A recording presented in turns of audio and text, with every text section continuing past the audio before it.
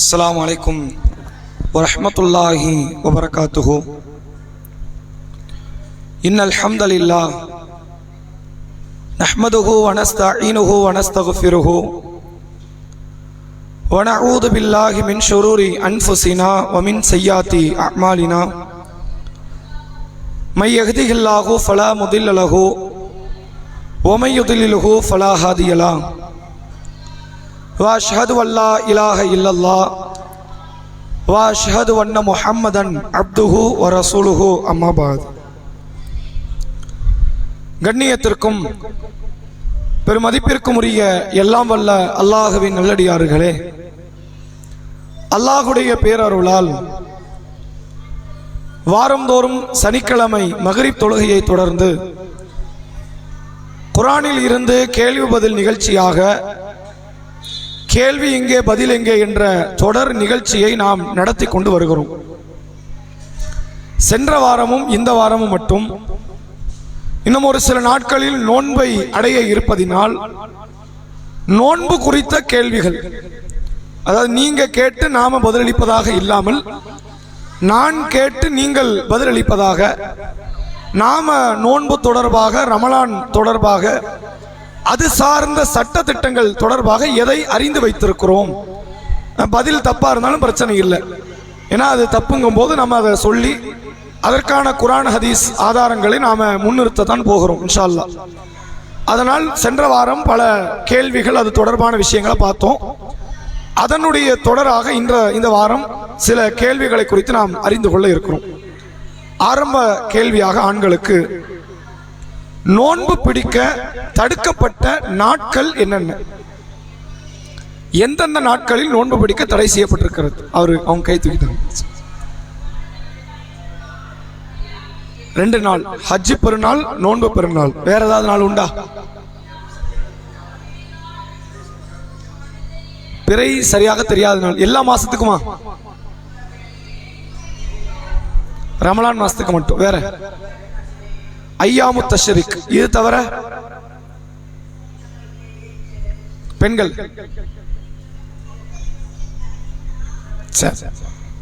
போதுமான பதில் வந்துருச்சு.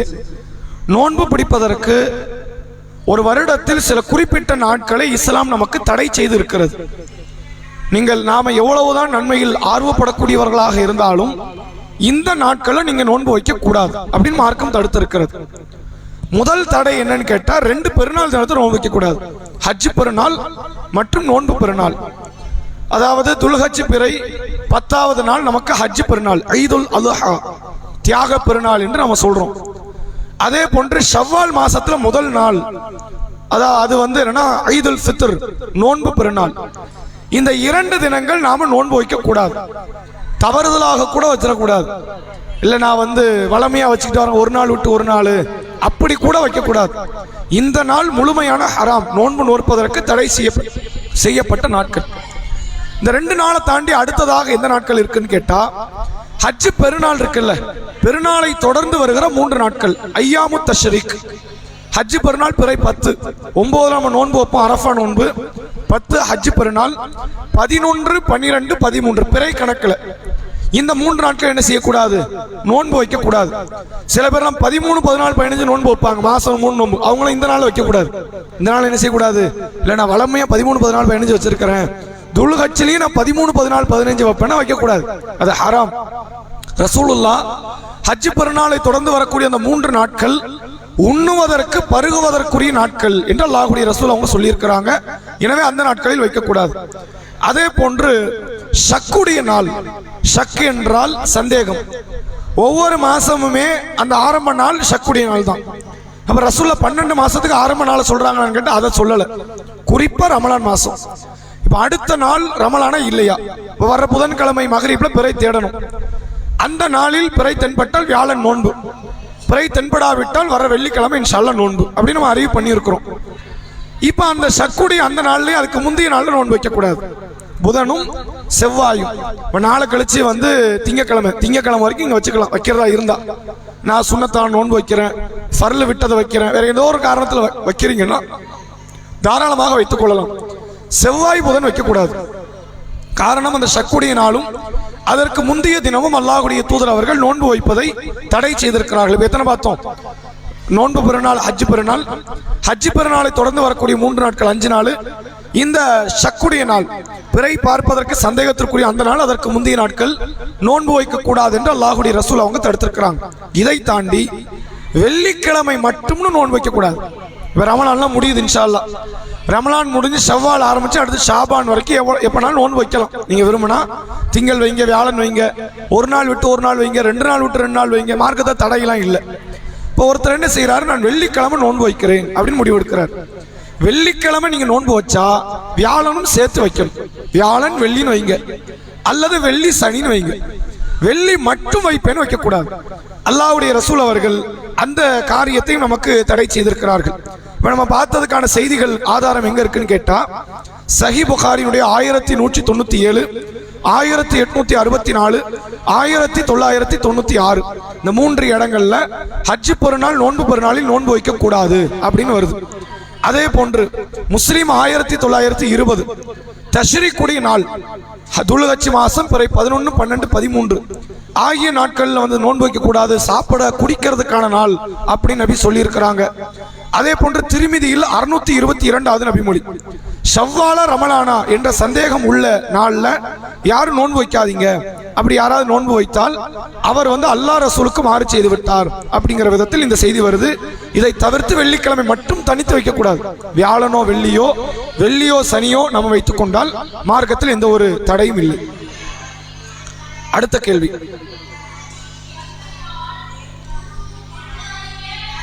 பெண்களுக்கானது.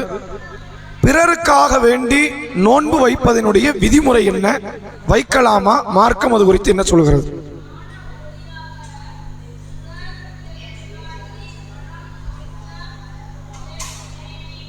சரி,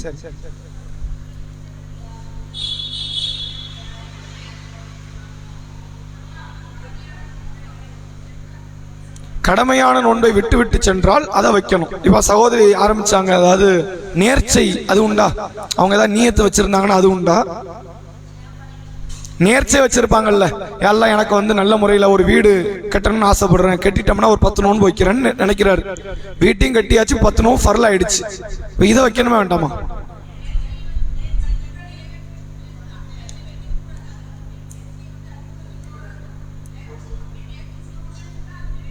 நிறைவேற்ற வேண்டிய இடத்துல உள்ள வாப்பா மௌத்தாயிட்டார், என்ன செய்யறது? அப்படி நீங்க என்கிட்ட கேக்குறீங்களா? சரி,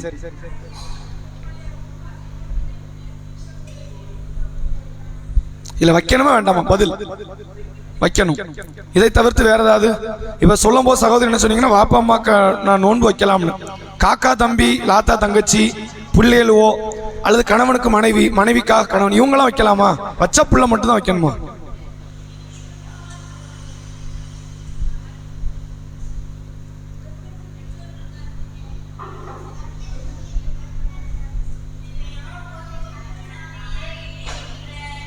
எதுவும் இல்லை ஆண்கள்ல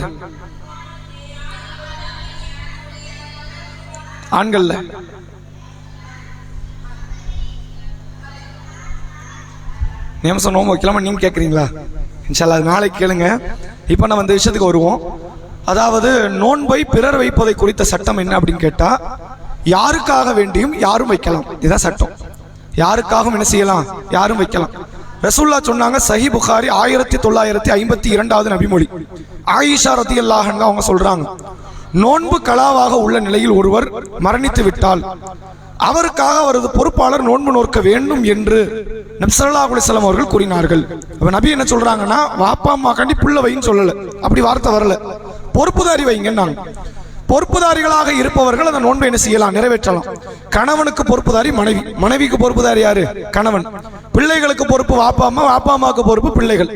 அதே போன்று அண்ணன் தம்பி, அக்கால் தங்கை, இது மாதிரியான உற்றார் உறவினர்கள்லாம் இவங்க வருவாங்க. எனவே ஒருவர் ஒரு நோன்பு வைக்க வேண்டிய இடத்தில் இருந்து அவர் மௌத்தாகி விடுவாரே ஆனால் அவரது நோன்புக்கு நாம என்ன ஆயிடுவோம், பொறுப்புதாரியாக மாறி விடுவோம். நாம வைக்கணும். நம்ம வைக்கலைன்னா அதனுடைய பாதிப்பு நமக்கு இல்லை, இறந்து போனவங்களுக்கு தான் அந்த பாதிப்பு, அது மார்க்கம் சொல்கிறது. அதே போன்று சஹி புகாரி 1953 அப்துல்லா இப்னு அப்பாஸ் ரலியல்லாஹு அன்ஹு சொல்றாங்க, ஒரு மனிதர் வராரு, ரசூலுல்லாஹ்ட்ட வந்து கேட்கிறார், அல்லாஹ்வுடைய தூதரே, என் தாய் மீது 1 மாத கால நோன்பு கடமையாக இருந்துச்சு. 1 மாசம் முழுசும் போயிருக்கலாம், அல்லது ஒவ்வொரு வருஷத்துல ஒரு 5-6 நோன்பு இப்படி போயிருக்கலாம். அவர் ஒரு கணக்கில் சொல்றாரு, 1 மாத நோன்பு என் தாய்க்கு கடமையான நிலையில எங்க உம்மா மௌத்தாயிட்டாங்க. நான் அவர் சார்பாக இந்த நோன்பு வைக்கலாமா வைக்கணுமா அப்படிங்கிற விதத்தில் கேட்கும்போது அல்லாஹ்வுடைய ரசூல் அவங்க சொல்றாங்க, அல்லாஹ்வுடைய கடன் நிறைவேற்றப்படுவதற்கு அதிக தகுதி படைத்த காரியம் இது, நீங்க நிறைவேற்றுங்க. உங்க உம்மா கடனோட மௌத்தாயிட்டாங்க, கடன் அடைக்கிறது உங்களுக்கு எவ்வளவு பொறுப்போ இப்பவும் கடனோட தான் மௌத்தா இருக்காங்க. நோன்பு என்ற கடன் இது மனிதர்களுக்கு வச்ச கடன் இல்ல, அல்லாஹ்க்கு வச்ச கடன். அப்ப அந்த கடனை நீங்க நிறைவேற்றுங்க, உங்க உம்மாக்காக நீங்க நோன்பு வைங்க, உம்மாக்காக வைங்கன்னு இதுல நேரடியாக வந்துருச்சு. அதனாலதான் பல மக்கள் நினைக்கிறாங்க வாப்பா அம்மாக்கு நம்ம வைக்கணும், வாப்பா அம்மாக்கு நம்ம வைக்கணும்னு நினைச்சிட்டோம். அண்ணனுக்கும் அக்காளுக்கும் தங்கச்சிக்கும் தம்பிக்கும் மனைவிக்கும் கணவனுக்கும் பிள்ளைங்களுக்கும் பேரப்பிள்ளைக்கு தாராளம் வைக்கலாம். உங்க பேரப்பிள்ளையிலோ நோன்பு வைக்க வேண்டிய ஒரு நிலையில இருந்து அது சில நோய்வாய்ப்பட்டு வைக்க முடியாம போய் பருவ அடைஞ்ச பிள்ளைக்கு தான், அடையாத பிள்ளைக்கு இல்லை. அவன் பிள்ளை மௌத்தா போச்சுன்னா அந்த நோன்புக்கெல்லாம் நம்ம பொறுப்புதாரியாக மாறுறோம். நாம நோன்பு வைக்க வேண்டிய ஒரு இடத்துல நம்ம இருக்கிறோங்கிறத இந்த செய்தியின் மூலமாக புரிந்து கொள்ள முடிகிறது.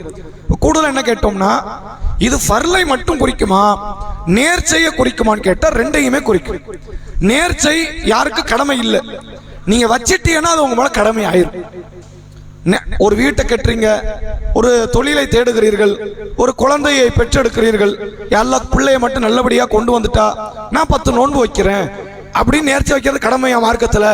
ஊர் உலகத்துல எல்லாரும் தான் பிள்ளை பெற்று எடுக்கிறாங்க, ஒவ்வொரு தம்பதியும் பிள்ளை பெற்று எடுக்கிறாங்க, எல்லாருமே நேர்ச்சி வச்சுக்கிட்டு இருக்காங்க. இல்ல, மார்க்க நேர்ச்சி வைக்க ஆர்வம் ஊட்டல. ரசூலுல்லாஹ் தன் வாழ்நாள்ல நேர்ச்சி வச்சதும் கிடையாது. ரசூலுல்லாஹ் என்ன சொல்றாங்கன்னா, நேர்ச்சையினால் விதியில எதுவுமே மாறாது, கஞ்சனிடத்தில் இருந்து சில காரியம் வெளிப்படும், அவ்வளவுதான் நேர்ச்சியில நன்மை, வேற எந்த நன்மையும் இல்லைன்ட்டாங்க. எனவே நேர்ச்சை வைப்பதற்கு இஸ்லாத்தில் என்ன கிடையாது, அனுமதி இருக்கிறதே ஒழிய ஆர்வம் ஊட்டப்பட்ட செயல் இல்லை. ஒருவர் நேர்ச்சி வைக்கிறார், நான் வைக்கிறேன் எல்லாம் நல்லபடியா எனக்கு புள்ள பறந்துருச்சு அப்படின்னா நான் 10 நோன்பு வைக்கிறேன் அல்லாஹ் அப்படின்னு நான் நினைக்கிறேன். புள்ள பறக்கலன்னு வைங்க, கடமை இல்லை. புள்ள பறந்தாதான் நோன்பு, அப்படிதான் நான் நேர்ச்சி வச்சேன், புள்ளதான் பறக்கலையே, அப்ப எனக்கு என்ன இல்லை, கடமை இல்லை. புள்ள பறந்துருச்சு, இப்ப அந்த 10 நோன்பு என் கூட ஃபர்ல சேர்ந்துருச்சு. நான் ஃபர்ல சில நோன்பு நோய் காரணமா விட்டுருப்பேன், சில நோன்பு பயணத்தை காரணமாக விட்டுருப்பேன், அப்படிலாம் விட்டு இருக்கும்ல, அதோட இந்த 10 சேர்ந்துரும். இது ஃபர்ல கணக்குல வந்துருச்சு. இதை நான் வைத்தாக வேண்டும், வைக்காவிடில் நான் குற்றவாளி. நான் வைக்காமல் இருந்து என்னுடைய பொறுப்புதாரிகள், என் மீது நேசம் கொண்ட மக்கள், இந்த நோன்பு 10 நோன்பு போயிடுச்சு, அவருக்கு விட்டாக, அவர் வந்து வைக்காமல் மௌத்தாகி விட்டார், நாம நமக்குள்ள பிரிச்சுக்குவோம். பிள்ளைகளை பிரிக்கிறதும், அக்கா தங்கச்சி பிரிக்கிறதும், அண்ணன் தம்பி பிரிக்கிறதும், தகப்பனார் தாயார் பிரிப்பதும், மனைவி பிரிப்பதும், இப்படி ஆளாளுக்கு பங்கு பிரிச்சு அந்த நோன்புகளை எப்படி சொத்து பிரிக்கிறோமோ, கடனை எப்படி பிரிக்கிறோமோ, அது மாதிரி இதையும் பிரித்து நோன்பு வைத்துக் கொள்ளலாம். கண்டிப்பா புள்ளதான் வைக்கணுங்கிறது கிடையாது, யாரும் வைக்கலாம். புள்ள இல்லாதவங்க என்ன செய்வாங்க, இல்ல உங்க நோன்பு வந்து புள்ளதான் வைக்கணும், உங்களுக்கு புள்ளையே கிடையாது, உங்க நோன்பு வைக்க முடியாது, அப்படியா? யாரு வேண்டுமானாலும் வைக்கலாம். இந்த பொறுப்புதாரிங்கிற இடத்துல நேசம் கொண்ட அத்தனை பேரும் வைக்கலாம். எனது தோழன் ஒருத்தர் இருப்பான், அவனுக்கு எனக்கு ரத்தம் வந்த உறவு கிடையாது, அவனுடைய குடும்பத்துக்கு என் குடும்பத்துக்கு திருமணம் வந்த உறவும் கிடையாது, மொத்தத்துல நண்பன், அவன் மௌத்தாயிட்டான், 10 நோன்பு அவனுக்கு கடமை, அவனுக்கு வைக்கிற இடத்துல யாரும் இல்லை, நம்ம வச்சிட வேண்டியதான். யாருக்காக வேண்டி நம்ம என்ன செய்யலாம், யார் வேண்டுமானாலும் அந்த நோன்பை நிறைவேற்றலாம். காரணம், ரசூலுல்லாஹ்வுடைய காலத்தில் ஒரு ஜனாசா ஒன்று வருகிறது. நபி அவர்கள் அந்த ஜனாசாக்கு தொலை வைப்பதற்கு முன்னால் முதல்ல கேட்கிற கேள்வி என்ன, ஆரம்பகட்ட காலம், இந்த ஜனாசாக்கு கடன் உண்டா? கடன் இருக்குது அப்படின்னா அடைக்கிற அளவுக்கு சொத்து இருக்குதான்னு கேட்பாங்க. சொத்து இருந்தா ரசூல் என்ன பண்ணுவாங்க, தொலை வைப்பாங்க. சொத்து இல்லைன்னா நீங்கள் உங்கள் தோழர்களுக்கு நீங்களே தொலை வைத்துக் கொள்ளுங்கள் அப்படின்றாங்க. ஏன் நபி கொடுக்கல, நபி கிட்ட கொடுக்க இல்லை, இருந்திருந்தா ரசூல் இன்னொரு ஆளை கொடுக்க விட்டுருக்க மாட்டாங்க. பிறகு ரசூலுல்லாஹ்வுடைய கசானா வளருது. நபி என்ன சொன்னாங்க, ஈமான் கொண்டவர்களுக்கு அவர்களுடைய உயிரை விட நான் இருக்கும், நீ கடனை வாங்கிட்டு மௌத்தாவும் உன் கடன் நான் பொறுப்புனாங்க. நபியின் ஆட்சி கீழே உள்ள மக்களுக்கு மட்டும் இந்த வார்த்தை, சரிங்களா? ஈமான் யாரெல்லாம் ஈமான் கொண்ட நிலையில கடனை வாங்கிட்டு ஒருத்த மௌத்தாயிட்டோம்னா உன் கடனுக்கு நாம் பொறுப்புனாங்க. ஆரம்ப கட்ட காலத்துல ரசூலுல்லாஹ் அந்த பொருளாதாரம் இல்லை, அரசு கிட்ட போதிய பொருளாதாரம் கிடையாது. அப்ப நபி என்ன சொல்றாங்க, நான் தொலை வைக்க மாட்டேன், நீங்களே உங்கள் தோழர்களுக்கு தொலை வைத்துக் கொள்ளுங்கள்ங்கிறாங்க.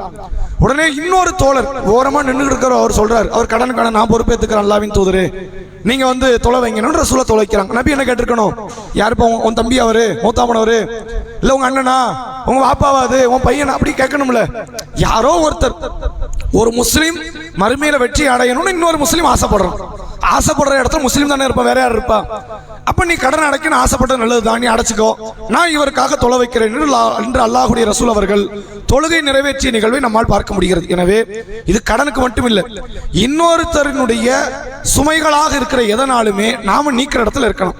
இதுக்கு ஒரு அற்புதமான இன்னொரு ஹதீஸை நீங்க பாருங்க. ஒரு ஈமான் கொண்டவர்களுடைய கஷ்டத்தை உலகத்தில் நீங்க நீக்கினால் உங்கள் கஷ்டத்தை அல்லாஹ் மறுமையில் நீக்குவான். ஒரு ஈமான் கொண்டவர்களுடைய குறைய உலகத்தை நீங்க மறைச்சா உங்க குறைய அல்லாஹ் மறுமையில மறைப்பான். அப்படி செய்தி கேள்விப்பட்டிருக்கிறோமா? ரசூலா சொல்றாங்க. இப்ப ஈமான் கொண்டவனுக்கு நம்ம என்ன செய்ய முடியும்? இதை செய்யலாம் அழகா. அவன் மேல நோன்பு கடமை, அவன் மேல ஹஜ்ஜு கடமை. நாம ஹஜ்ஜை நிறைவேற்றிட்டோம். நம்ம நண்பனுக்காகவோ சகோதரனுக்காகவோ மனைவிக்காகவோ கணவனுக்காகவோ மௌத்தாயிட்டாங்க, அவங்களால வைக்க முடியல, நாம வச்சிருவோம்.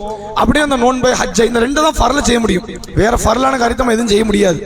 அப்ப இந்த ரெண்டு காரியத்தை நம்மால் முடிந்த அளவுக்கு என்ன செய்யலாம்? இந்த நோன்பை ஹஜ்ஜை நிறைவேற்றுவதற்கான முயற்சிகளில் ஈடுபடலாம். இது மார்க்கம் நமக்கு அனுமதிக்கக்கூடிய ஒன்றாக இருக்கிறது. அடுத்த கேள்வி,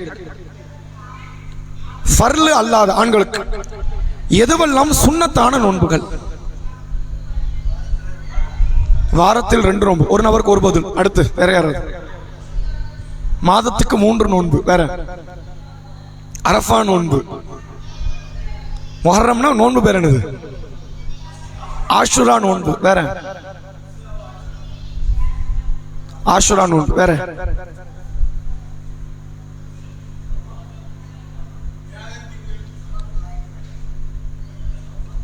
ஷாபான் நோன்பா? பராத் நோன்பு. சரி, வேற? சொல்லிட்டாங்க. பெண்கள்ல இருந்து ஒரு நாள் விட்டு ஒரு நாள் நோன்பு. வேற? 6 நோன்பு. எவ்வளவு முக்கியமான ஒரு நோன்பை தவற விட்டுட்டோம். சரி, வேற? சகோதர பராத் நோன்பு சொல்லியிருக்காரு, மேராஜ் நோன்பு வரலன்னும். சரி, ஃபர்லான நோன்பு ரமலான், அதுல எந்த மாற்றமும் இல்லை. ஃபமன் ஷஹித மின்கும் ஷஹர் ஃபல்யசுமுஹு. ரமலானை அடைந்தவர் நோன்பு நோற்றுக் கொள்ளட்டும் அல்லாஹ் விதியாக்கிட்டான். அது ஃபர்லு. அது 29 இருந்தாலும் சரி 30 இருந்தாலும் சரி நோன்பு வச்சிடணும். இது அல்லாத உபரியான நோன்புகள் அப்படின்னு மார்க்கம் இதையெல்லாம் காட்டி தருது அப்படின்னு கேட்டா நிறைய செய்திகள் இருக்கு. அதுல ரமலானோடு தொடர்புடைய முதல் நோன்பு அப்படின்னாலே 6 நோன்பு. நபி அவர்கள் சொல்கிறார்கள், மன்சாம ரமதானன், ரமலான் மாதம் யார் நோன்பு நோற்று, சும்மா அத்பா சித்த ஷவ்வால், பிறகு அதை தொடர்ந்து ஷவ்வாலில் 6 நோன்பு வைக்கிறாரோ, அப்படின்னா ரமலானுக்கு அடுத்து வரக்கூடிய மாதம் தான் ஷவ்வால். அதுல முதல் நாள் வைக்க கூடாது, ஏன்னா அதான் பெருநாள் நாள். ஷவ்வால் முதல் பிறகுதான் என்னது? பெருநாள். நம்ம நோன்பு பெருநாள் வைக்கிறது ரமலான் வைக்கிறதே கிடையாது. ரமலானுக்கு அடுத்த நாள் தான் வைக்கிறோம், ஷவ்வாலுடைய முதல் நாள். அப்ப ஷவ்வாலுக்கு ஒரு 29 நாள் இருக்குன்னு வைங்க. ஒரு 29 அல்லது 30, ஒரு நாள் போயிட்டுனா 28 அல்லது 29 நாள் இருக்கு. இந்த 28 அல்லது 29 நாட்களில் ஒரு 6 நாள் நீங்கள் நோன்பு வையுங்கள். அப்படி நீங்கள் வைத்தால், ரமலான் வச்சுட்டு வைங்க, அப்படி நீங்கள் வைத்தால் கசௌமி தஹர், காலம் முழுவதும் அவர் நோன்பு நோற்றவரை போன்று ஆகிறார் அப்படின்னு அல்லாஹ்வுடைய ரசூல் அவங்க சொல்றாங்க. இது என்ன கணக்குன்னா இதுக்கு நிறைய பேர் விளக்கம் ஒன்று கொடுக்குறாங்க. அதாவது ஒரு நன்மைங்கிறது அல்லாஹ்ட்ட எத்தனை நன்மை? 10 மடங்காக மாறும். 30 நோன்புனா 300 நோன்பு, 6 நோன்புனா 60 நோன்பு. பிறை கணக்கில் வருஷத்துக்கு எத்தனை நாள் தான் இருக்கு? 360 விட கம்மி தான். 360 கூட கிடையாது, 60 விட கொஞ்சம் கம்மி தான். அப்ப அதனாலதான் ரசூல் என்ன சொல்றாங்க, வந்து வருஷம் முழுக்க நோன்பு, காலம் முழுக்க நோன்புன்னு சொல்றாங்க அப்படின்னு சொல்லி ஒரு விளக்கம் கொடுக்குறாங்க. இதை நபி சொல்லல, இந்த மாதிரி வார்த்தையை நபி சொல்லல. ரசூல்லா ரமலான்ல நோன்பு வைங்க, பிறகு ஷவ்வால்ல 6 நோன்பு வைங்கள். அப்படி வைத்தால் உங்களுக்கு காலம் முழுவதும் நோன்பு நோற்ற நன்மை, அல்லது வருடம் முழுவதும் நோன்பு, அந்த வார்த்தைக்கு அந்த அர்த்தம் வைக்கலாம். கசௌமி தஹர் என்றால் வருடம் முழுவதும் நோன்பு நோற்ற நன்மை அல்லது காலம் முழுவதும் நோன்பு நோற்ற நன்மை என்பதை நாம புரிந்து கொள்ளலாம். இதற்கான ஆதாரங்களை சஹீஹ் முஸ்லிமுடைய 1984 அபு அய்யூப் அல் அன்சாரி ரலியல்லாஹு அவர்கள் இந்த செய்தியை அறிவிப்பதை நம்மால் பார்க்க முடிகிறது. இதான் ஃபர்லுக்கு அடுத்து. ஏன்னா எதுக்கு ஃபர்லுக்கு அடுத்து இது ரொம்ப முக்கியம் அப்படிங்கிற அடிப்படையில் இல்லை, ஃபர்லு தொடர்ந்து அடுத்த மாசமே வர்றதுனால இதை நம்ம முதல்ல நினைவுபடுத்துறோம். ரமலான் நோன்புக்கு அடுத்த சிறந்த நோன்புன்னு எடுத்துக்கிட்டா அது ஆஷுரா நோன்பு. முஹர்ரம் முதல் மாசம் வருது இல்ல, 12 மாதத்தில் முதல் மாதம் முஹர்ரம் மாதம். முஹர்ரம் மாதத்தினுடைய பிறை 9 மற்றும் பிறை 10. பிறை 10க்கு பேர் தான் ஆஷுரா, பிறை 9க்கு பேர் என்னது இல்ல, ஆஷுரா கிடையாது. ரசூல்லா 9 வைக்க சொன்னதுக்கான காரணம் அவங்களுக்கு மாறு செய்யணும். யூதர்கள் நோன்பு வைக்கிறாங்க மூசா நபி காப்பாற்றப்பட்ட நாளுக்காக. மூசா நபி அவங்கள விட நமக்கு தான் நெருக்கம். மறுமையினால நம்ம தான் அவங்களோட போய் சேர்ந்து இருக்க போறோம், இவங்க இருக்க போறது இல்ல, அவங்க கொள்கை இருக்க போறது இல்ல. அதனால நாம வைப்போம், அவங்களுக்கு மாறு செய்வோம் அப்படின்னு சொல்லிட்டு ரசூலுல்லாஹ் 9வது பிறை நோன்பு வைப்பேன்னாங்க. ஆனா நபி அடுத்த ஆண்டு ஹயாத் இல்ல, வஃபாத் ஆயிட்டாங்க. எனவே 9, 10 வச்சாதான் அதுக்கு பேர் ஆஷுரா. ஆனா 10க்கு பேர் மட்டும் தான் ஆஷுரா. அஷர் என்ற அரபு வார்த்தைக்கு அர்த்தம் என்னன்னா 10. அதனால தான் அந்த நோன்புக்கு பேரு ஆஷுரா என்று நோன்பு இருந்தது. ஆரம்பத்தில் ரமலான் நோன்பு ஃபர்லாவதற்கு முன்னால் முதல் ஃபர்ல் இந்த ஆஷுரா நாள் தான். இந்த ஒரு நோன்பு தான், வருஷத்துக்கு ஒரு நோன்பு தான் ஃபர்லுன்னு என்று இருந்தது 13 வருஷம் மக்கா வாழ்க்கையில. மதீனாக்கு வந்த உடனே அல்லாஹ் ரமலான் நோன்பை ஃபர்லாக்குறான். இந்த நோன்பை விரும்பினா வைங்க, இல்லைன்னு விட்டுருங்க அப்படிங்கிற இடத்துல அல்லாஹ் கொண்டு வரான். நபிகள் பெருமகனார் மூசா நபி காப்பாற்றப்பட்ட சம்பவத்தை கடைசி ஆண்டில் நினைவுபடுத்தி நீங்க வைங்க அப்படின்னு சொல்லிட்டு ரசூலுல்லாஹ்வுடைய சிறப்பை சொல்கிறார்கள். யுகஃபிரு சனத்தல் மாதியா, ஒரு வருட கடந்த ஒரு வருட பாவம் மன்னிக்கப்படும். 2 நோன்பு ஒரு வருட பாவம் மன்னிக்கப்படும். மொஹர்ரம் பிறை 9 பிறை 10 ஆகிய 2 தினங்கள் மூசா நபி காப்பாற்றப்பட்டதற்காக வேண்டி வைக்கப்படுகிற நோன்பு. இந்த நோன்பு தான் ஃபர்லு நோன்புக்கு அடுத்த சிறந்த நோன்புங்கிறாங்க. சிறந்த நோன்பு முதல் இடத்துல ஃபர்லு தான் என்னைக்குமே. ரமலானுக்கு அடுத்து எந்த நோன்பு இருக்கு? ஆஷுரா இருக்கிறது அப்படிங்கிறாங்க. ஃபர்லான தொழுகைக்கு அடுத்த சிறந்த தொழுகை தஹஜ்ஜத். ஃபர்லான நோன்புக்கு அடுத்த சிறந்த நோன்பு ஆஷுராவுடைய நோன்புங்கிறாங்க. அப்ப 2 நோன்பு பார்த்தோம். 6 நோன்பு ஆஷுரா நோன்பு. அடுத்த நோன்பு அரஃபா நோன்பு. அரஃபா நோன்பு என்பது ஹாஜிகள் ஹஜ் செய்வதற்காக வேண்டி செல்லக்கூடியவர்கள் துல்ஹஜ் மாதம் பிறை 9 அரஃபாவிலே ஒன்று கூடுவார்கள். இந்த பிறை 9க்கு அரஃபா நாள்ல ஒன்று கூடுவதனால பிறை 9ஐயே ரசூல் அரஃபா நாள் அப்படிங்கிறாங்க. அவங்க கூடுவதற்காக அந்த பேரை எப்படி வைக்கிறாங்க? அரஃபாவுடைய நாள் அப்படிங்கிறாங்க. எனவே அந்த பிறை 9ஐ நீங்கள் அடைந்தால் நீங்கள் அரஃபாவுடைய நோன்பை நிறைவேற்றுங்கள் அப்படின்னு சொல்லி ரசூலா காட்டி தராங்க. இது ஹாஜிகள் கிடையாது. ஹஜ் பண்ண போய் நிக்கிறாங்கல்ல, அவங்க நோன்பு வைக்க கூடாது. ஹஜ் பண்ணாத இடத்துல நிக்கிறாங்கல்ல உலகம் முழுக்க, அவங்களும் அந்த நாள்ல நோன்பு வைக்கலாம். நபிகளார் அதனுடைய சிறப்பை சொல்கிறார்கள். யுகஃபிரு சனத்தல் மாதியா ஒல் பாக்கியா, ஒரு நோன்பு 2 வருட பாவம் மன்னிக்கப்படுது. அது 2 நோன்பு. ஆஷுரா நோன்பு 2 நோன்பு, ஒரு வருட பாவம் மன்னிக்கப்படுது. இது நோன்பு ஒண்ணுதான். ஆனா சிறப்பு என்னன்னு கேட்டா 2 வருட கால பாவங்கள் மன்னிக்கப்படுகிறது அப்படின்னு நபிகள் நாயகம் ஸல்லல்லாஹு அலைஹி வஸல்லம் அவங்க சொல்லி ஒரு சிறப்பு மிக்க நோன்புகள். அப்ப எத்தனை நோன்பு பார்த்தோம்? 6 நோன்பு, ஆஷுரா நோன்பு, அரஃபா நோன்பு. இதை தாண்டி அல்லாஹ்வுடைய ரசூல் அவர்கள் சொன்ன நோன்புகள் என்னன்னா திங்கள் வியாழன் நோன்பு. இதுக்கான காரணத்தை ரசூலா சொல்றாங்க. ஒரு இடத்துல சொல்லும் பொழுது உலித்து ஃபீஹி, நான் பிறந்த நாள் என்னன்னா திங்கட்கிழமை, நான் நபியாக்கப்பட்டது அப்படிங்கிற கருத்தெல்லாம் சொல்லி ரசூலா திங்கள் வைக்க சொன்னதோட கூடுதலா ஒரு தகவலை பதிய வைக்கிறாங்க. ஒவ்வொரு வாரமும் திங்கட்கிழமை வியாழக்கிழமை ஆகிய 2 தினங்கள் நம்முடைய நன்மை தீமைகள் அல்லாஹ்வால் சரிபார்க்கப்படுகிறது. அல்லாஹ் கணக்கு வச்சுக்கிட்டே வரான். அவன் மறுமையினால தான் முடிக்க போறான். ஆனா ஒவ்வொரு அடியாரனுடைய கணக்குகளை அல்லாஹ் சரிபார்த்து கொண்டே வரான். ஒவ்வொரு வாரம் கவனிக்கப்படுது. வாரத்துக்கு 2 முறை, வாரத்துக்கு 1 முறை இல்ல 2 முறை. அப்ப என்னுடைய அமல்கள் திங்கக்கிழமை போகுது, என்னுடைய அமல்கள் வியாழக்கிழமை போகுது, எல்லாரும் அமலும் அதே நாள் தான் போகுது. அப்ப நான் நோன்பு நோற்ற நிலையில் அல்லாஹ்விடத்தில் என்னுடைய கணக்கு சரிபார்க்கப்படுவதை நான் விரும்புகிறேன் அப்படின்னு சொல்லி ரசூல் அதனுடைய ஒரிஜினல் காரணத்தை சொல்றாங்க. எனவே திங்கக்கிழமை நோன்பு வைப்பது நபி அவர்கள் விரும்பி வச்சிருக்கிறாங்க, வைக்க சொல்லியிருக்கிறாங்க, நாம வைக்கணும் முடிந்தால். வியாழக்கிழமை அது மாதிரி. இது வாரத்துக்கு 2 வச்சா வருஷத்துக்கு 52 வாரம் வருது. ரமலான் 4 வாரத்தை கழித்து கொண்டால் இதுவே தோராயமா ஒரு 96 நோன்புகள் வருஷத்துக்கு இதுவே வந்துடும். இதை தவிர்த்து மாதம் 3 நோன்பு அப்படிங்கிறாங்க. ஒரு நபி தோழர் என்னன்னா தினம் நோன்பு வச்சுக்கிட்டே இருக்கிறார். அப்போ அல்லாஹ்வுடைய ரசூல் அவங்கள கண்டிச்சு இப்படி வைக்காதீங்க, மாதம் 3 வைங்க, அந்த 3 உங்களுக்கு காலம் முழுக்க நோன்பு வைத்த கூலியை தரும். அப்ப இதில் தான் நம்ம புரிஞ்சுக்க முடியும். ஒரு நோன்புக்கு 10 கூலி, 10 நன்மைன்னு வச்சுக்கிட்டா 3 நோன்பு வச்சா 1 மாசம் முழுக்க, அப்படியே எல்லா மாசம் வச்சா உங்களுக்கு காலம் முழுவதும் நோன்பு வைத்த கூலி கிடைக்குங்கிறாங்க. அப்புறம் அவர் விரும்புறாரு எனக்கு அதை விட கூடுதலான நன்மை வேணும்னு சொல்லி எதிர்பார்க்கும்போது ரசூல் அடுத்தடுத்த விதிமுறைகளோட சில நோன்புகளை சொல்லி தராங்க. அது போன்று அபூ ஹுரைரா ரலியல்லாஹு அன்ஹு அழைத்து சொல்கிறார்கள், அபூ ஹுரைராவே 3 காரியத்தை நீ தவற விட்டுறாது. லுகா தொழுகை விட்டு விடாதே, தூங்குவதற்கு முன்னால் வித்திரை விட்டு விடாதே, மாதம் 3 நோன்பை விட்டு விடாதே அப்படிங்கிறாங்க. அப்ப இந்த இடத்துல ரசூலுல்லாஹ் 3 நோன்பு வைக்க சொல்லி ஒரு நபித்தோட சொல்றாங்க. அங்க அபூ ஹுரைராவை வச்சு 3 நோன்பு வைக்க சொல்றாங்க. எனவே மாதம் 3 நோன்பு என்பது மார்க்கம் சொல்லி தருகிறது. இதை ஒரு செய்தியில பார்க்க முடிகிறது. பிறை 13, 14, 15 இதில் தான் வைக்கணும் நிறைய பேர் நினைக்கிறாங்க. இது தப்பு. அப்படி 13, 14, 15 தான் வைக்கணும்னா உங்களால துல்ஹஜ்ல வைக்க முடியாது. ஏன்னா துல்ஹஜ் 13 என்னன்னா ஐயாமு தஷ்ரிக், வைப்பது ஹராம். அப்ப 13, 14, 15 ரசூலுல்லாஹ் மென்ஷன் பண்ணது. நீங்க அந்த மாசத்துல பிரிச்சோ சேர்த்து எப்பனாலும் வைக்கலாம். ஆரம்பத்துல வைங்க, நடுவில் வைங்க, கடைசியில் வைங்க, எப்போ வைத்தாலும் அது தவறு கிடையாது. அப்ப எத்தனை நோன்பு பார்த்தோம்? 6 நோன்பு, ஆஷுரா நோன்பு, அரஃபா நோன்பு, திங்கள் வியாழன் நோன்பு, அதே போன்று மாதம் 3 நோன்பு, 5 வகையான நோன்பா. கடைசி ஒரு நோன்பு இருக்கிறது, இது தாவூது நபி வைத்த நோன்பு அப்படிங்கிறாங்க ரசூலுல்லாஹ். அது என்னன்னா வருஷத்துல பாதி நாள் நோன்பு, பாதி நாள் நோன்பு இல்ல, 6 மாசம் நோன்பு. 6 மாசம் நோன்பு இல்ல, 6 மாசம் ஒட்டுக்க வைக்க கூடாது. இல்லை ரசூலா சொல்லிட்டாங்களா பாதி வருஷம் நோன்பு, நம்ம 6 மாதம் வச்சு அப்படி வைக்கக்கூடாது. ஒரு நாள் விட்டு ஒரு நாள் வைக்கணும். ஒரு நாள் நோன்புல இருக்கணும், ஒரு நாள் நோன்பை விடணும், ஒரு நாள் நோன்பு மறுபடியும் ஒரு நாள் நோன்பை விடணும். இப்படி நீங்கள் வச்சா எத்தனை வந்துடும்? வருஷத்தில் பாதி நாள் உங்களுக்கு நோன்புல வந்துடும். இது தாவூத் அலைஹிஸ்ஸலாம் வைத்த நோன்பு. இதில் பல சிறப்புகள் இருக்கிறது என்ற விதத்தில் அல்லாஹ்வுடைய ரசூல் அவர்கள் சொல்லக்கூடிய செய்தியை பார்க்க முடியுது. ஆஷுரா நோன்புக்கான ஆதாரம் புகாரி 1592வது நபிமொழி. அதே போன்று முஸ்லிம் 1916 இந்த செய்தி இருக்கிறது.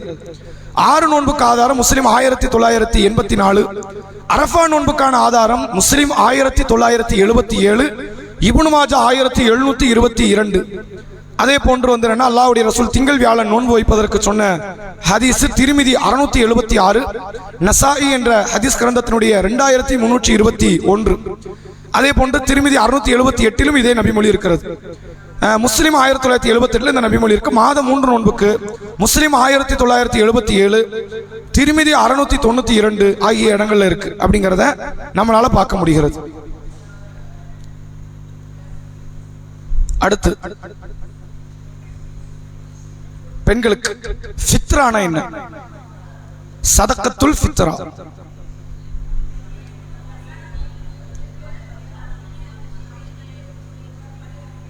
சரி, எவ்வளவு கொடுக்கணும்? 2.5 கிலோ கொடுக்கணுமா? ஒரு ஆள் சாப்பிடுறதுன்னா அதுக்கான அளவு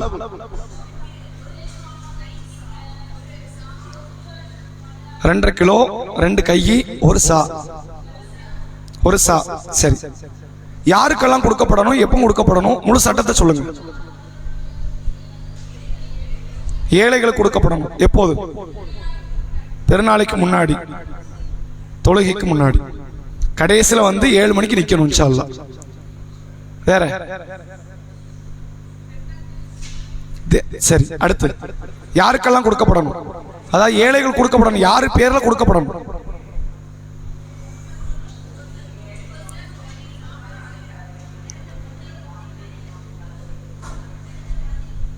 சரி, இந்த தர்மத்துக்கு பேர் என்னது? ஃபித்ரா, சதக்கத்துல் ஃபித்ரா. ரசூலுல்லாஹ் ரமலானுடைய மாதத்தில் சொல்லி தந்த ஒரு முக்கியமான அமல்கள்ல ஒன்று சதக்கத்துல் ஃபித்ரா.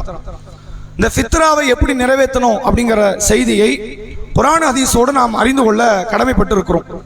ரசூலுல்லாஹ் சொன்ன செய்தி சஹீஹ் புகாரி 1503வது நபிமொழி.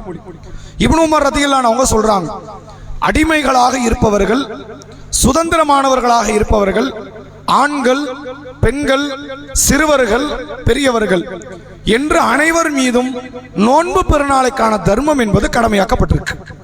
இந்த சின்ன பிள்ளைங்க எல்லாம் பார்க்கக்கூடாது. 2 வயசு பிள்ளையா இருக்கலாம், 2 மாச பிள்ளையா இருக்கலாம், 2 நாள் ஆன பிள்ளையா இருக்கலாம். அந்த பிள்ளைக்கு என்ன வந்துடும்?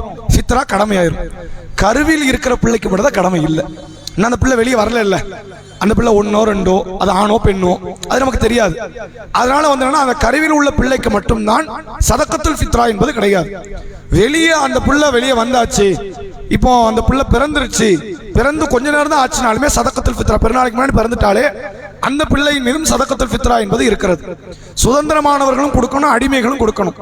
ஆண்கள், பெண்கள், சிறுவர்கள், பெரியவர்கள் என்று அனைவர்கள் மீதும் விதிக்கப்பட்ட ஒன்றாக இருக்கிறது. சரி, என்ன கொடுக்கணும் அப்படின்னா, நீங்க எதை சாப்பிடுறீங்களோ அதை கொடுக்கணும். ஒவ்வொருத்தருடைய உணவு பழக்கங்கிறது வித்தியாசமா இருக்கும். உணவின் தேவை வித்தியாசமா இருக்கும். உணவின் அளவு வித்தியாசமா இருக்கும். எல்லாருக்கும் ஒரே அளவு கிடையாது. ஒரு ஏழை சாப்பிடுவதைத்தான் ஒரு பணக்காரன் சாப்பிடல. நல்ல அதிகமான உணவை சாப்பிடக்கூடியவர் தான் உணவை குறைத்த நிலையில் வைத்து சாப்பிடக்கூடிய 2 பேரும் ஒரு முறையில் சாப்பிடல. அப்ப அவர்கள் அவர்களுடைய சூழலுக்கு ஏற்றவாறு தங்களுடைய உணவு பொருள் என்பதை அவங்க வழங்கி ஆகணும். எவ்வளவு வழங்கணும் அப்படின்னா, ஒரு சா என்பது ஏறத்தாழ வந்துன்னா, ஏதாவது இந்த அளவுக்கு பேர் வந்து 2 கை அளவுங்கிறது வந்து ஒரு முத்தும்பாங்க. இதை வந்து என்ன சொல்லுவாங்கன்னா ஒரு முத்து. ரசூல்லா வந்து ஒரு முத்து தண்ணீரில் என்ன செய்வாங்கன்னா ஒளி செய்து விடுவார்கள். 3 முத்து தண்ணியில குளிச்சிருவாங்கன்னு ஹதீஸ் இருக்கு. ஒரு முத்து தண்ணியில என்ன செய்வாங்க? ஒளி செய்து விடுவார்கள். 3 முத்து தண்ணியில குளித்து விடுவார்கள். இது மாதிரி 4 முத்து சேர்ந்தது என்னது? ஒரு சா என்பது. அப்ப நமக்கு அந்த கணக்கீட்டின் அடிப்படையில் நம்ம பிரிக்க முடியாது, நமக்கு தெரியாது. இதை கிலோ கணக்கில் வச்சா 2.5 கிலோ. நீங்கள் சாப்பிடுகிற உணவில் 2.5 கிலோ அளவுக்கான உணவுப் பொருள் என்பதை நீங்கள் பெருநாள் தினத்துக்கு முன்பாக, தொழுகைக்கு முன்பாக ஏழையினுடைய வீட்டில் கொண்டு போய் சேர்த்துறணும். நான் பொறுப்புதாரிட்ட கொடுத்துட்டேங்கிறது இல்லை, ஏழைக்கு போய் சேர்ந்துடணும். அவனும் பெருநாள் தினத்தை நிம்மதியாக மகிழ்ச்சியாக கழிப்பதற்கு வரணும். அப்படிங்கிற அடிப்படையில் இஸ்லாமிய மார்க்கம் பெருநாள் தினம் அனைவருக்குமான மகிழ்ச்சியான தினமாக அமையணுங்கிறதுக்காக இதை கடமையாக்கி இருக்கிறது என்பதை பார்க்க முடிகிறது. இதனுடைய சிறப்புகள் என்று வருகிற செய்தியில பார்க்கும்போது, நோன்பாளிகள் சில காரியத்தை வீணான காரியங்களில் ஈடுபட்டு இருப்பார்கள். அவர்களுக்கான பிராய்ச்சித்தமாகவும் ஏழைகளுக்கு உணவளிக்கக்கூடிய விதத்திலும் இந்த தர்மத்தை அல்லாஹ் அமைத்திருக்கிறான் என்று அல்லாஹ்வுடைய ரசூல் அவர்கள் சொல்லக்கூடிய செய்தியை பார்க்க முடிகிறது. இது அபூதாவத்தில் 1371வது நபிமொழியாக இருக்கிறது. இது ஏழைகளுக்கு கொடுக்கப்படணுங்கிறதும் நமக்கு தெரிஞ்சு போச்சு. நிறைய மக்கள் என்ன செய்வாங்கன்னு கேட்டா, பிறை பார்த்ததுக்கு அப்புறம் தான் கொண்டு வந்து கொடுப்பாங்க.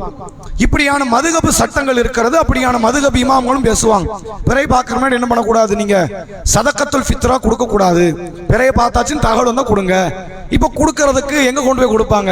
பிறை 7 மணிக்கு பார்த்தாச்சுன்னு தகவல் வருது, நாளை காலையில் 7 மணிக்கு தொழுக, 7 மணி நேரத்தில் கொடுத்தாகணும், போய் தூங்கி ஆகணும். எல்லாரும் வேற வழியில நீ ஆட்டை கொண்டு வந்து கொடுப்பாங்க, அசரத்துக்கிட்ட கொண்டு வந்து கொடுப்பாங்க. காலகாலமாக ஃபித்ராக்கள் யாருக்கிட்ட ஒப்படைக்கப்படுதுன்னா அஜர்த்துமார்கள்ட்ட ஒப்படைக்கப்படுது. அஜர்த்துமார்களுக்கு சம்பளம் கொடுக்கறதுல நியாயம் இருக்கு. எது கொடுக்க கூடாது? ஃபித்ரா கொடுக்க கூடாது. ஃபித்ரா வாங்குற இடத்தில் அந்த அஜர்த்து இருந்தா கொடுக்கலாம். அது ஒரு பொட்டல தான் கொடுக்க முடியும். ஊர்ல உள்ளவங்க எல்லாருடைய பொட்டல இருந்து கொண்டு வந்து கொடுக்க முடியுமா? ஏழைகளுக்கு கொண்டு போய் கொடுக்கப்படக்கூடிய ஒரு காரியம். நடைமுறையில் என்ன இருக்குன்னு கேட்டா, ஆலிம் பெருமக்களுக்கும் இந்த மோதினார் பள்ளியில ஊழியம் செய்யக்கூடிய நபர்களுக்கு மட்டும்தான் ஃபித்ரா கொடுக்கப்படுது. இது மகத்தான ஒரு பாவம், இப்படி செய்யக்கூடாது. இது ஏழை எளியவர்களுக்கு கொண்டு போய் கொடுக்கப்பட வேண்டும் என்பதை மார்க்கம் நமக்கு சொல்லுகிறது. சரி, அப்படி எப்போ வசூலிக்கப்படணும் அப்படின்னா, ரமலான்ல இருந்தே வசூலிக்க ஆரம்பிச்சிடலாம். ரமலான் பிறை 1ல கொடுத்தாலும் தப்பு கிடையாது. பிறை 10ல கொடுங்க, 15ல கொடுங்க, 20ல கொடுங்க. சீக்கிரமா கொடுத்துட்டீங்கன்னா சீக்கிரமா ஏழை கிட்ட கொண்டு போய் சேர்க்கப்படும். அவர்கள் நிம்மதியாக அந்த பெருநாள் தினத்தை அடைவதற்கு ஒரு வாய்ப்பாக அமையும். நபிகளார் காலத்தில் முன்னாடி கொடுத்திருக்கிறாங்களான்னு கேட்ட கொடுத்திருக்கிறாங்க. ரமலான் நோன்பு இருக்கிற தருணத்திலேயே சதக்கத்துல் ஃபித்ரா என்பது கொடுக்கப்பட்டிருக்கு. ரசூலுல்லாஹ் காலத்தில் பள்ளியில வந்து அது சேமிக்கப்படும் போது அபூ ஹுரைரா ரலியல்லாஹு தான் அந்த உணவு தானிய குவியலுக்கு பொறுப்புதவியாக நியமிக்கப்படுறார். ஒருத்தன் வாரான், அந்த உணவை எடுக்க முற்படுறான், திருடுறான். அபூ ஹுரைரா பிடிச்சிட்டாரு. அப்ப பிடிச்சி என்ன பண்றாங்க, ரசூலுல்லாஹ்ட்ட உன்னை ஒப்படைக்கிறேன் அப்படின்னு சொல்லும் பொழுது, நான் உனக்கு நபியை பத்தின ஒரு செய்தி சொல்றேன், ஒரு மார்க்க தகவலை கொடுக்குறேன், நீ என்ன விட்டுன்னு சொல்லி ஆயத்துல் குர்சி நீங்க நைட்டு தூங்கும் போது ஓதிட்டு தூங்குங்க, ஷைத்தான் உங்கள்கிட்ட வரமாட்டான், வானவர் வச்சு அல்லாஹ் பாதுகாப்பான். இதை வந்து அபூ ஹுரைரா மறுநாள் காலையில போய் சொல்றாங்க. அப்படி சொல்லும் போது, ஆமா உண்மைதான், அந்த செய்தி உண்மை, சொன்னவன் ஷைத்தான், உன்னை எப்படி ஏமாத்தி போயிட்டான் பத்தியா அப்படின்னு அல்லாஹ்வுடைய ரசூல் அவங்க சொல்றாங்க. இதெல்லாம் ரமலான்ல நடக்குது. பிறை பார்த்ததுக்கு அப்புறம் நடக்கிற தகவல் இல்லை. அப்ப நோன்பினுடைய ஆரம்பகட்ட காலத்திலேயே அந்த ஃபித்ராக்கள் என்பது கொடுக்கப்படக்கூடிய ஒன்றாக இருக்கிறது. கூடுதலாக இதுல கவனிக்க வேண்டிய விஷயம் என்ன அப்படின்னு கேட்டா, இந்த ஃபித்ராவை வந்து தனிப்பட்ட முறையில் கொண்டு போய் கொடுப்பாங்க. தனிப்பட்ட முறையில் நீங்க வேற வேற தர்மத்தை கொடுங்க. ஃபித்ராவை அப்படி கொடுக்கிற முறையை ஏற்படுத்தி கொள்ளாதீர்கள். ஊருக்கு ஒரு கமிட்டி ஏற்படுத்தியோ, ஜமாத்தை அமைத்தோ, ஒரு கூட்டமைப்பை வைத்தோ அவங்கள்ட்ட கொண்டு போய் கொடுத்து அவங்க டிஸ்ட்ரிபியூட் பண்ணணும். ஒவ்வொரு தெருக்கள்ல எத்தனை பேர் இருக்கிறாங்க, இவங்கெல்லாம் ஏழை, நமக்கு ஏழைன்னு தெரிஞ்ச நபர் அந்த நபர்களுக்கு ஏழை இல்லைன்னு கண்டுபிடிச்சிருவாங்க. அல்லது நமக்கு பார்க்கும்போது பணக்கார மாதிரி தெரியும், ஆள் டிப்டாப்பா ட்ரெஸ் போட்டு போறாரு, இவரே 4 பேர் கொடுப்பாரு மாதிரி இருக்குது அப்படி நமக்கு தெரியும். ஆனா அந்த கமிட்டிக்கு தெரிஞ்சிடும். ஊருக்கு முக்கியஸ்தர்களா இருக்கிற அந்த ஜமாத்து மக்கள் பல கருத்துக்களை வாங்குவாங்க. 4 பேர் சொல்லுவாங்க ஒரு பணக்காரன், இன்னொரு 4 பேர் சொல்லுவாங்க இல்ல ஒரு பணக்காரர் மாதிரி நடிக்கிறாரு, அவர் ஏழை தான், வெளி உலகத்துக்கு காட்ட மாட்டாருன்னு சொல்லுவாங்க. இது நமக்கு வந்து சேராது. அப்ப ஏழை இல்லாதவங்களுக்கு நம்ம தர்மத்தை கொடுக்கற மாதிரி ஆயிரும், ஏழைகளுக்கு நம்ம தர்மத்தை விடுற மாதிரி ஆயிரும். அதனால அல்லாஹ்வுடைய ரசூல் அவங்க மற்ற தர்மத்தையெல்லாம் நீயே போய் செய், உன் குடும்பத்துக்கு கொடு, உன் பக்கத்து வீட்டுக்காரனு கொடுன்னு சொன்ன ரசூலுல்லாஹ் சதக்கத்துல் ஃபித்ராவை என்ன பண்றாங்கன்னா பள்ளியில கொண்டு வந்து சேர்க்கிறாங்க. வாங்க ரமலான்ல கொண்டு வந்து இங்க பள்ளியில வைங்க, அப்புறம் நமக்கு பங்கு பிரிச்சு கொடுப்போன்ற அடிப்படையை ரசூலுல்லாஹ் உருவாக்குவதை நம்மால் பார்க்க முடிகிறது. எனவே நீங்க என்ன செய்யணும்னா ஜமாத்துல தான் கொடுக்கணும். ஒரு ஜமாத்தில் கொடுக்கப்படும் போது ஏழைகள் அடையாளப்படுத்தப்படுவாங்க. ஒரே வீட்டுக்கு 10 வரும், ஒரு வீட்டுக்கு ஒண்ணுமே வராது. இந்த ஏழைன்னு இவரை தெரிந்தவர் அந்த தெருவின் கடைசியில் ஒருத்தர் இருப்பார். அவர் அந்த தெருவில் 50 பேருக்கு தெரிஞ்சிருக்கு இவர் ஏழைன்னு. ஒருத்தர் காலையில் வருவார், ஒருத்தர் சாயங்காலம் வருவார், ஒருத்தர் நைட்ல வருவார், எல்லாம் போட்டலும் இங்கே தான் வந்து கொள்ளும். வாங்குற இடத்துல உள்ளவங்க ரொம்ப சொற்பமான மக்கள் தான் எனக்கு வந்துருச்சு வேண்டான்னு சொல்ற இடத்துல இருப்பாங்க. மனிதன் எப்படிப்பட்டவன் தெரியுமா? ரசூலுல்லாஹ் சொல்றாங்க, ஆட்டினுடைய கால் குழம்பு இலவசமா கிடைக்கும்னு சொன்னா நீங்க இஷா ஜமாத்துக்கு வந்துருவீங்கன்னு நாங்க ரசூலுல்லாஹ் சஹாபாக்களை பார்த்து சொல்றாங்க. ஆட்டினுடைய கால் குழம்பு இருக்குல்ல, அது ஒண்ணுத்துக்கு லாய்க்கப்படாது, அது இலவசம் அப்படின்னு அறிவிச்சா இஷாவுடைய ஜமாத்துக்கு நீங்க அனல் பறந்து வந்துருவீங்க, எல்லாம் வந்து சேர்ந்துருவீங்க அப்படிங்கிறாங்க. அப்ப மனித தன்மை தான், ஏதாவது ஒண்ணு கிடைக்குது அப்படிங்கும் போது அதை அபகரிக்கிற ஒரு சிந்தனை மனிதன்ட்ட உண்டு. அப்போ அது அவங்களை குறைன்னு சொல்ல முடியாது. வந்து ஒருத்தர் 2வது வாட்டி கொடுக்குறாரு, இவர் வேண்டாம்னு சொல்லுவாரு, தாங்க நல்லா இருக்கட்டும் தாங்க அப்படின்றாரு. இன்னொருத்தர் வருவார், எனக்கு 2 வந்துருச்சுன்னு சொல்லுவாரு, தாங்க எனக்கு ஒன்றும் வரலம்பாரு. அது மனித தன்மை. அப்ப நம்ம கொடுத்துட்டு வாங்குற முறை இருக்காது. ஒவ்வொரு நபருக்கும் ஒவ்வொன்று என்ற அடிப்படையில், குடும்பத்தாருக்கு ஒன்று என்ற அடிப்படையில் கொடுக்கப்படணும்னா இது ஜமாத்தாக நிறைவேற்றப்படுவதுதான் சரியா இருக்கும். நாம என்ன செய்யலாம்னு கேட்டா, கொடுத்துட்டு இந்த தெருவில் இந்த ஒரு ஏழை இருக்காரு எனக்கு தெரியும், நீங்க அவர்கிட்ட கொடுங்க அப்படின்னு சொல்லலாம். அதே ஏழையை 10 பேர் அடையாளம் கட்டுவாங்க. அப்ப ஜமாத்து குறித்து வைத்துக்கும், இந்த ஏழை இருக்காரு பல பேர் சொல்லிட்டாங்க அப்படின்ற அடிப்படையில் 10 பேரும் போய் ஒரே ஆள்கிட்ட கொடுக்கும் பொழுது தேவை உடையவர்கள்ட்ட போய் சேருவதற்கு இது வாய்ப்பு இல்லாமல் அமைந்து விடும் என்பதை இந்த சதக்கத்துல் ஃபித்ரா என்ற காரியத்தை பார்க்க முடிகிறது. பல மக்கள் இதுல என்ன கேள்வி கேட்பாங்கன்னா, மாற்று மதத்தவருக்கு கொடுக்கலாம், தாராளமா கொடுக்கலாம். எந்த சதக்காவுமே மாற்று மதத்தவருக்கு போகக்கூடாதுங்கிறது இல்லை. ஆனா இது முதலில் முன்னுரிமை படைத்தவர்கள் முஸ்லிம்கள். மறுநாள் பெருநாளைக்கு அவன் வரணும், அவன் மகிழ்ச்சியை கொண்டாடணும். அப்ப பெருநாள் தினத்தை இவங்க எல்லாம் கொடுத்தாச்சு, நிறைய செல்வ செழிப்பு அதிகமா வந்திருக்கு, எல்லாரும் கொடுத்து நிறைய இருக்கு. மாற்று மதம் கொடுங்களேன், இந்து மக்களுக்கும் கிறிஸ்துவ மக்களுக்கும் எல்லாரும் கொடுங்க, எல்லாரும் சந்தோஷமா இருக்கணும், பிரச்சனை இல்லை. முதல் பிரியாரிட்டி யாருக்கு கொடுக்கணும், முக்கியத்துவம் யாருக்கு கொடுக்கப்பட வேண்டும் என்றால் முஸ்லிம் சமுதாயத்துக்கு கொடுக்கப்பட வேண்டும் என்பதை செய்தியின் வாயிலாக புரிந்து கொள்ள முடியுது. இப்ப ஜமாத்துல இருந்து சொல்லுவாங்க ஒரு பேச்சுக்கு 150 140 நம்ம என்ன சாப்பிடுறோங்கிறது நமக்கு தான் தெரியும். 70 ரூபாய்க்கு குறைஞ்ச அரிசிலாம் யாரும் சாப்பிடுறது இல்லை, ரொம்ப அரிதாயிடுச்சு. ரொம்ப சொற்பமான மக்கள் தான் 40 ரூபா 50 ரூபா அரிசியில் நிற்கிறாங்க. 70 தாண்டியாச்சு எல்லாரும். இப்போ எந்த அளவுக்குன்னு கேட்டால் வீட்டில் பாஸ்மதி ரைஸ்லாம் வந்து சகஜமாயிடுச்சு. மற்ற ரைஸ் தான் லேஸ் கிடைக்காதுங்கிற மாதிரியும், பாஸ்மதி ரைஸ்லாம் தினமும் சாப்பாடுக்குங்கிற மாதிரி ஆயிடுச்சு. அதெல்லாம் 1 கிலோ 150 ரூபா வரும், 2.5 கிலோ நீங்க கணக்கு போட்டு பாருங்க. அப்ப அந்த அடிப்படையில தான் நம்ம ஃபித்ரா என்பது கொடுக்கும். நீங்க எதை சாப்பிடுறீங்க, வளமையாக சாப்பிடுகிற பழக்கத்தை எந்த உணவுப் பொருளை வச்சிருக்கிறீங்களோ அதுல 2.5 கிலோவை நீங்கள் பொருளாதாரமாக அமைத்து நீங்க கொடுக்கணும். நான் ஜமாத்துன்னு சொல்லிட்டாங்க 140, நமக்கு 1 கிலோவே 140 சாப்பிட்டுக்கிட்டு இருக்கிறோம். அப்ப நமக்கான அளவு கூடும். அதனால ஜமாத்துல இருந்து ஒரு பொதுவான அமைப்பு ஒரு அளவுன்னு வைப்பாங்க. சில பேர் பார்ப்பாங்க, நம்ம அவ்வளவு சாப்பிடலையே, நான் 30 ரூபா அரிசியில சாப்பிட்டு இருக்கேன், இப்போ நான் எவ்வளவு கொடுக்கறது, நீங்க 75 கொடுத்தா போதும். 30 ரூபா அரிசி 2.5 கிலோ எவ்வளவு வருது, 75 ரூபா வருது. 140 ரூபாங்கிறாங்க அப்படின்னா நீங்க அதெல்லாம் கவலைப்பட வேண்டியதில்லை. என் குடும்பத்துக்கு நான் சாப்பிட்றது தான் அளவு கொடுக்க முடியும். எங்க வீட்டில் 4 பேர், நாங்க 30 ரூபா அரிசி, ஒரு ஆளுக்கு 75 ரூபா, 4 பேருக்கு 300 ரூபா, அவ்வளவுதான். 300 ரூபாய் கொடுத்துட்டு போய் 2 தான். எனக்கு 4 பேர் இருக்கிறீங்க, நாங்க 150 ரூபா போட்டுருக்கோம், 2 பேர் தான் கொடுத்துருக்கேன் 2 அப்படின்னு ஜமாத்து கேட்க முடியாது. நான் கொடுக்கறது தான் அளவு, நான் எவ்வளவு சாப்பிடுறேங்கிறது எனக்கு தான் தெரியும். அதே போன்று ஒரு சிலர் உயர்ந்த சாப்பாட்டை தினமும் சாப்பிடுகிற இடத்துல இருந்தாருன்னா அவர் அந்த அளவுக்கு ஏற்றவர் கொடுக்கணும்.